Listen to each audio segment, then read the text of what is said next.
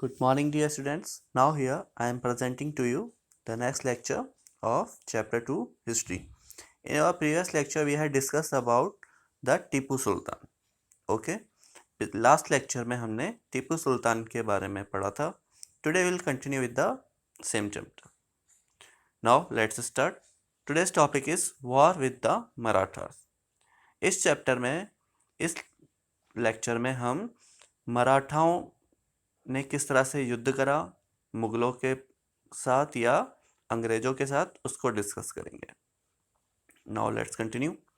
From the late 18th century the company also sought to curb and eventually destroy Maratha power. 18वीं शताब्दी के आखिर तक ब्रिटिश ने मराठाओं की शक्ति को भी काफ़ी कम कर दिया था. With their defeat in the Third Battle of Panipat in 1761, the Maratha dream of ruling from Delhi was shattered. और जब तीसरा पानीपत का युद्ध अंग्रेजों और मराठाओं के बीच में हुआ तो मराठाओं का दिल्ली पर शासन करने का जो सपना था वो भी कहीं ना कहीं टूट गया.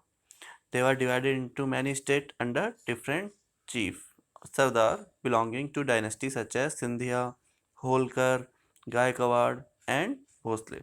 और इस हार के बाद मराठा साम्राज्य कई छोटे छोटे वंशों में टूट गया जैसे सिंधिया, होलकर, गायकवाड़ और Bhosle.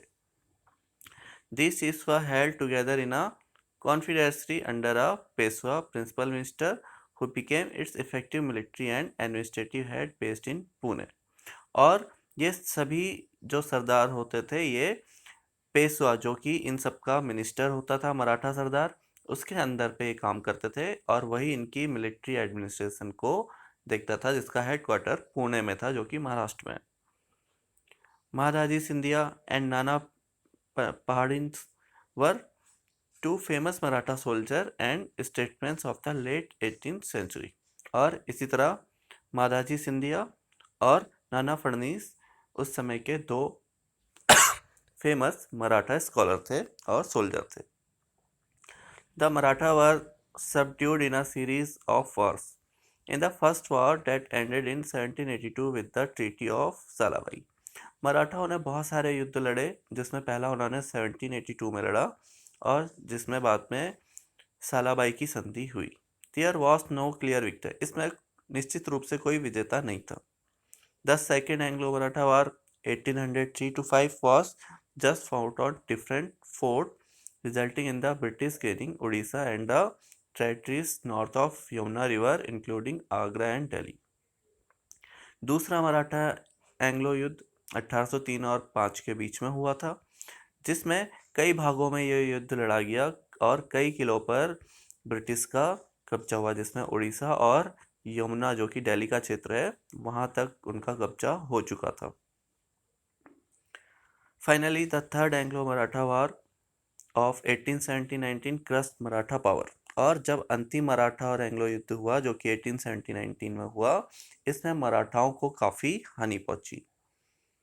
The Peshwa was removed and sent away to Bittur near Kanpur with a pension. इसमें जो पेशवा उनके मिनिस्टर्स थे उनको शासन से हटाकर कानपुर भेज दिया गया जहां पर उनको एक नियमित पेंशन दी जाने लगी. The company now had complete control over the territories south of the Vindhyas. और इस तरह से अब अंग्रेजों का शासन दक्षिण भारत के विंध्याचल तक हो चुका था. Now the claim to paramountcy. अब किस तरह से ये जो ब्रिटिश शासन था वो भारत पर एकाधिकार को मानता था.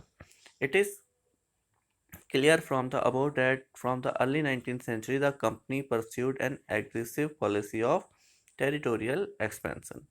अब ये क्लियर हो चुका था कि 19वीं शताब्दी के आरंभ में ही अंग्रेजों की जो नीति थी वो काफ़ी आक्रामक हो चुकी थी.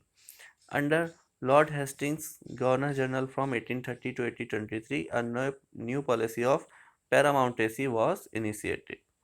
और इसी समय में हेस्टिंग्स जो कि गवर्नर जनरल था 1813 से 23 तक बंगाल का उसने एक नई पैरामाउंटेसी पॉलिसी इंट्रोड्यूस करी. Now the company claim that is authority was paramount और supreme hence its power was greater than that of Indian state. अब कंपनी ये क्लेम करने लगी कि उसकी जो शक्ति है वो सबसे ज़्यादा बड़ी है सर्वोच्च है इंडियन स्टेट के मुकाबले। In order to protect its interest, it was justified in annexing or threatening to annex any Indian kingdom। और अब वो दूसरे भारतीय राज्यों को भी धमकाकर उन पर कब्जा करना चाहते थे। This view continue to guide later British policies as well. और इसको आधार मानकर उन्होंने कई और तरह की पॉलिसीज का निर्माण किया। This process however did not go unchallenged. हालांकि इस पॉलिसी को भी कई लोगों ने चैलेंज करा।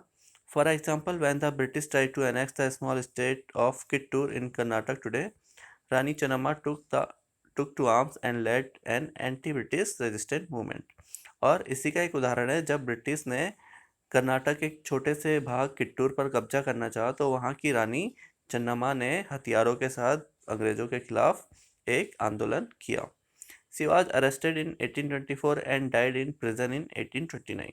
और 1824 में उसको पकड़ा गया और कैद में 1829 में उनकी मृत्यु हुई। बट रयाना, अ पुअर चौकीदार of Sangolli in Kittur, carried on the resistant. लेकिन रयाना, जो कि वहाँ का एक रक्षक था, उसने किट्टूर के आंदोलन को आगे भी जारी रखा। With popular support he destroyed many British camps and records. और उसने काफ़ी ब्रिटिश कैंप्स और रिकॉर्ड्स को नष्ट कर दिया था। He was caught and hanged by British in 1830। लेकिन अंत में अंग्रेजों ने 1830 में उसे पकड़कर मृत्युदंड दिया। You will read more about several cases of resistance later in the book। इसी तरह के और भी तरह के जो आंदोलन थे वो हम आगे आने वाले चैप्टर्स में डिस्कस करेंगे। So, dear student, this is for today, but it's your homework. Just revise this paragraph. If you have any doubt, you can ask it to me. Okay, thank you. Have a good day.